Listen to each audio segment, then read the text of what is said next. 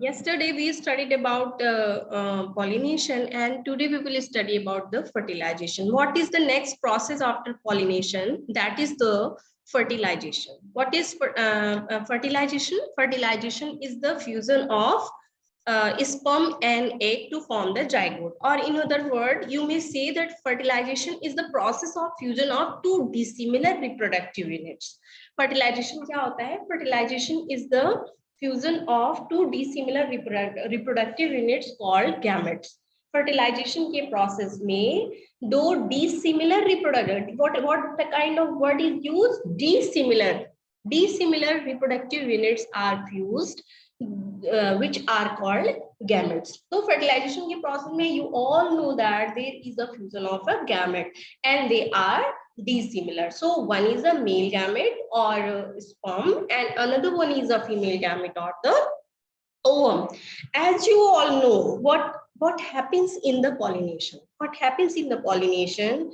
In pollination, pollen grain or male gametophyte is transferred from anther to stigma. You can see here in the diagram how pollens are dusting on the surface of stigma. pollen grains कैसे stigma के ऊपर fall कर रहे हैं and now this pollen grains will germinate.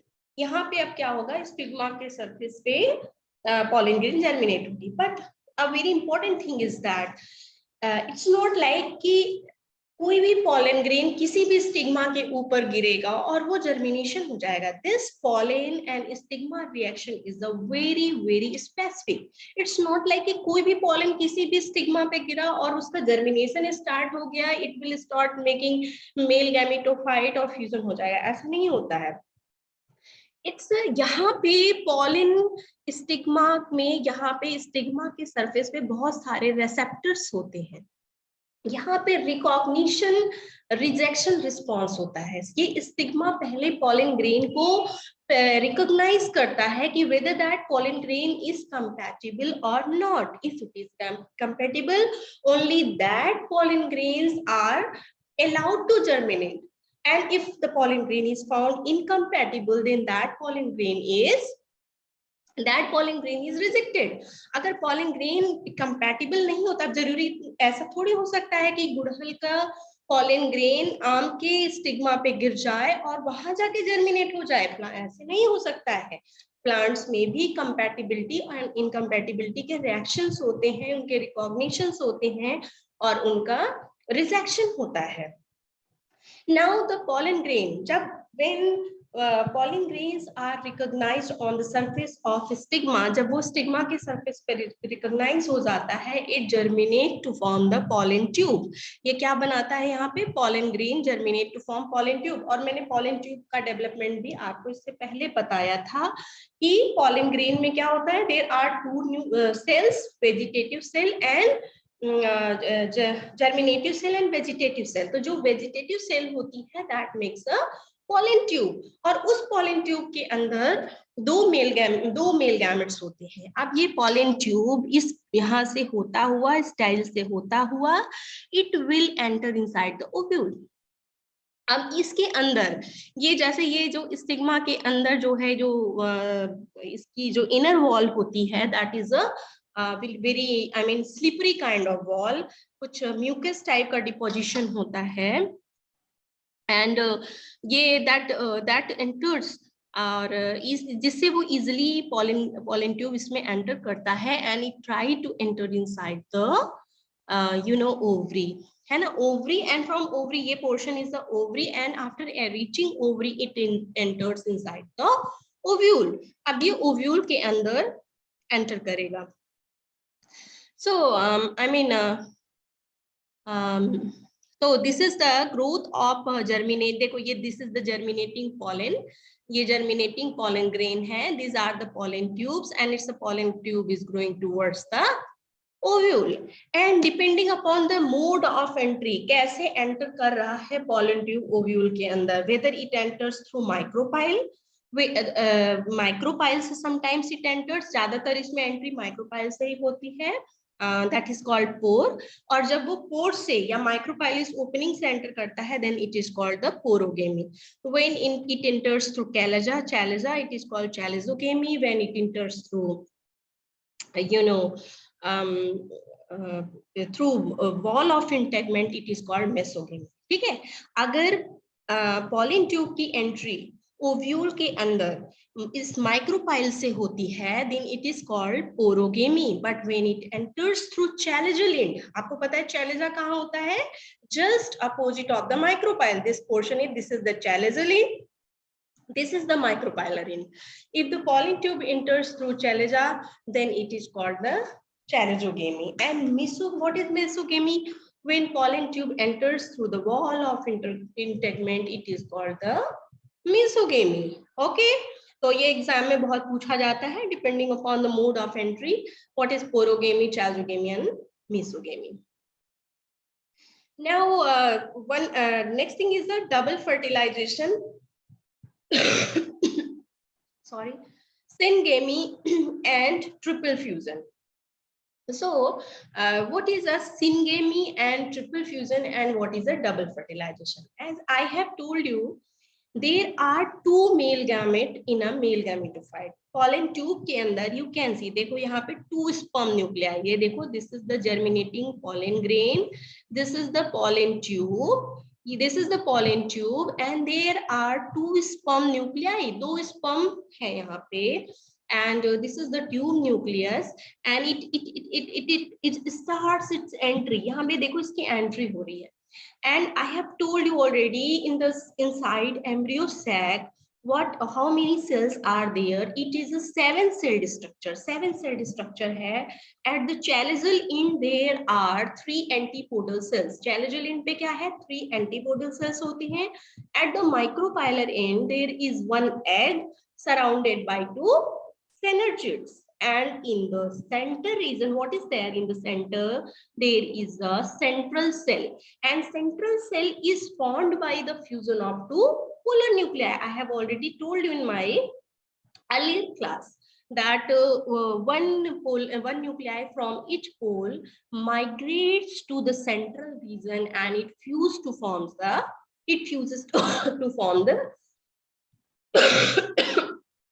secondary cell, central cell.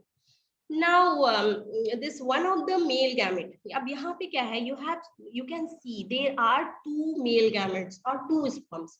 One of the sperm fuses with the egg. एक तो यहाँ पे egg से fuse करेगा, and it will make a zygote. This process is known as a syngamy. The process of fusion of sperm with egg is known as a syngamy. And second thing is the fusion of sperm with the secondary cell. Secondary nucleus से जो fusion होता है, that is called the triple fusion. इसे triple fusion क्यों कहते हैं? Because 3 nuclei are involved. ये central cell में already central cell is formed by the fusion of 2 polar nuclei. So already there is 2 nuclei, and when one sperm comes here, then total number of nuclei becomes 3. जब यहाँ पे एक और sperm nucleus आ जाता है, तो total nuclei कितनी हो जाती है? 3 हो जाती है, because this central cell is already made up of 2 polar nuclei. ये पहले से ही 2 polar nuclei से मिलके बना होता है, और जब एक और sperm आ जाता है, तो total number of nuclei becomes 3. That's why it is known as a triple fusion. So this process is known as a double fertilization. Why it is known as a double fertilization? Because one of the sperm fertilizes egg and another sperm fertilizes central cell. That's why it is known as a double fertilization. And what is triple fusion and syngamy? Syngamy is the fusion of the egg cell with the sperm, and triple fusion is the fusion of sperm with the secondary cell. So this is all. ये exam में बहुत पूछा जाता है, what is the double fertilization and triple fusion? And this double fertilization was first time discovered by S.G. Navashini 1898 in Lilium and Fritillaria species. Okay, I think it must be clear. Now, development of embryo. So after the fusion of zygote, what will happen? The zygote will develop into the embryo. So we have to see how the development of embryo takes place. So you can see here कि ये जो zygote बना है by the fusion of sperm cell and egg, first it will divide into two cell. पहले ये दो cell में divide हो जाएगा. One is a terminal cell and another one is a basal cell. Now this terminal cell will vertically divide. आप ये देखो जब ये सीधी लाइन ऐसे खड़ी लाइन होती है, this is called vertical division or longitudinal division. But ऐसे जब ये horizontal line होती है, this is called transverse division. तो आप ये देखो पहले ये जाइगोट है, it divides by the transverse division. Transverse division से ये दो सेल में डिवाइड होता है. After that the upper cell divide by a vertical division into two and lowermost cell again divides by the transverse division. नीचे वाला transverse division से divide होता है and ऊपर वाला vertical से, and it makes the cell embryo and lower cell, ये जो basal cell है, it makes a suspensor. ये नीचे क्या बनता है? Suspensor, and terminal cell makes a cell embryo. Now again these two cell again divide by transverse division. अब ये फिर transverse division से ये दो ऊपर की सेल डिवाइड होंगी और यहाँ पे 2 से 4 बन जाएगा. और ये जो सस्पेंसर सेल है it will again divide by a transverse division. और कितने सेल बन गए? 1 2 3 4 5 6, एंड नीचे का जो सेल है वो थोड़ा और बड़ा हो जाएगा. सो नीचे तो सस्पेंसर का फॉर्मेशन होता है एंड अपर रीजन में क्या बन रहा है? एम्ब्रियो. अब ये 4 सेल फिर से डिवाइड होकर के 16 सेल ग्लोबुलर स्टेज. ये देखो कितने सेल्स हो गए, इसमें 16 सेल है and it is a 16 cell globular stage. Globular का मतलब ग्लोब, बिल्कुल स्फेरिकल साइज स्ट्रक्चर होता है. तो ये एम्ब्रियो डेवलपमेंट में ये globular, this is the globular stage. ठीक है. एंड ग्लोबुलर के बाद अब ये यहाँ पे ऐसे डिवीजन जब होता है तो यहाँ सेंट्रल रीजन में आई मीन ये आप देखो ये हार्ट शेप्ड स्टेज बन जाता है. After division there is a heart shaped stage and जो इसके जस्ट नियर सेल है it converts into the hypophysis. ठीक है, it converts into the hypophysis and this is a heart shaped stage. So क्या कौन से स्टेज है embryo development में? One is a globular stage, next one is a heart shaped stage and another one is a torpedo stage. तो आप ये देखो यहाँ पे जो मीडियन ग्लोबुलर रीजन का ये जो सेंटर रीजन है यहाँ पे डिप्रेशन बनने लगता है. इसका मतलब है यहाँ पे दोनों तरफ लैटरल ग्रोथ हो रहा है. देखो लैटरल ग्रोथ हो रहा है और दोनों बड़े होंगे, दोनों ऐसे बड़े होकर के बिल्कुल ऐसे हो जाएंगे और ये बिल्कुल डिप्रेशन नीचे की ओर जाएगा. तो ये स्ट्रक्चर बिल्कुल ऐसा हो जाएगा. ठीक है. तो ये दोनों किस में कन्वर्ट हो जाएंगे cells? It will convert into the cotyledons. तो these are the two cotyledons. These are two cotyledons and this region is the shoot meristem and this region is the root meristem. ठीक है. तो आप ये देख सकते हो रूट मेरिस्टेम कहाँ है? रूट मेरिस्टेम इज जहाँ पे हाइपोफाइसिस है उसके ठीक ऊपर का रीजन यहाँ कन्वर्ट हो जाएगा रूट मेरिस्टेम में एंड इसका जो टॉप मोस्ट रीजन है ये कन्वर्ट हो जाएगा शूट मेरिस्टेम. तो ये देख लीजिए यहाँ पे मतलब most likely this portion will convert into the root meristem and it will convert into the shoot meristem. अब इसी को हम क्या बोलते हैं? रेडिकल. और इसी को क्या बोलते हैं? Plumule. This is the torpedo stage और यही एम्ब्रियो है. This is the structure of dicotyledonous embryo.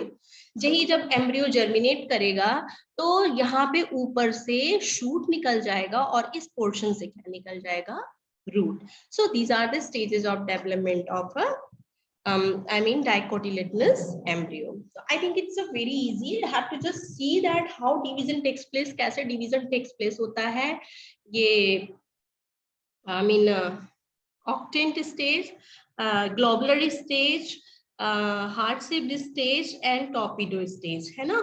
So this is the structure of a dicotyledonous embryo development and now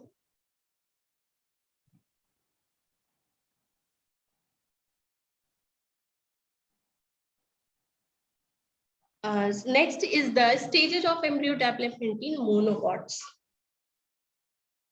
monocots में कैसे एम्ब्रियो डेवलपमेंट होता है? तो डाइकोटिलेडनस एंड मोनोकॉटिलेडनस में क्या डिफरेंस है? Di means there are two cotyledons and in mono means there is a single cotyledon.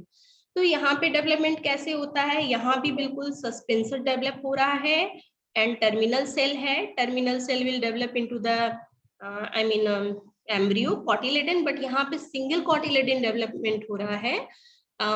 ये जो द टर्मिनल सेल है, ये इसका ये वर्टिकल डिवीजन है, फिर ये इसमें ग्लोबुलर सा स्टेज हो रहा है एंड यहाँ पे रेडिकल डेवलपमेंट हो रहा है. And this is the plumule, this is the cotyledon, this is the hypocotyl and after that this lower portion. देखो, one thing you should know that plumule, what is the plumule? Plumule is the shoot meristematic region or region that develops into the shoot, and radical is the root meristematic region that develops into the root. ठीक है, तो अब आप ये देख लीजिए यहाँ पे, this is a shoot apex. shoot apex, suit apex है यहाँ पे एंड नीचे की ओर क्या है? रेडिकल बोलो या रूट एपिकल मेरिस्टेम बोलो, that is surrounded by the root cap region and उसके नीचे का जो रीजन है दैट इज अ कोलियोराइजा. ठीक है, और यहाँ शूट एपेक्स है. सूट एपेक्स के ऊपर का रीजन जो है वो है coleoptile and that is a scutellum. I think इस डायग्राम में उतना क्लियर डेवलपमेंट शो नहीं कर रहा है. ये देखो, ये जो टिश्यू है इसी के पार्ट जो है आगे चल के मोनोकॉटिलेडनस एम्ब्रियो में वो डिफरेंट कंपोनेंट्स में डिवाइड हो जा रहे हैं. इसको मैं और किसी और डायग्राम से और अच्छे से क्लियरली एक्सप्लेन करूंगी in later class. Development of monocotyledonous embryo. So for today इतना ही, आज के लिए केवल इतना ही करते हैं. And because I have to go in one meeting, तो इसमें अगर कोई डाउट है तो you may ask any question if you want to ask any question. किसी को कुछ पूछना है? No ma'am. Okay.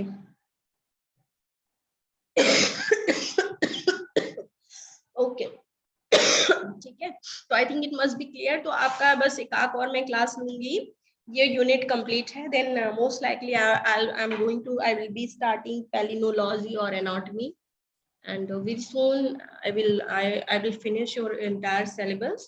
और आपको कुछ भी पूछना है बेहिचक आप मेरे से पूछ सकते हो related to your study or any new problem. Okay, so let me take your ma'am. yes, tell me.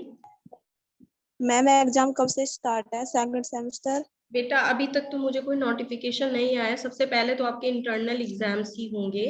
तो if I will get any notification then I will let you know, है ना. Till then you do your study best, है ना. ऐसा भी नहीं है कि आपकी क्लास नहीं चल रही है, everything is going very well. So I mean आप अपनी तैयारी रखो.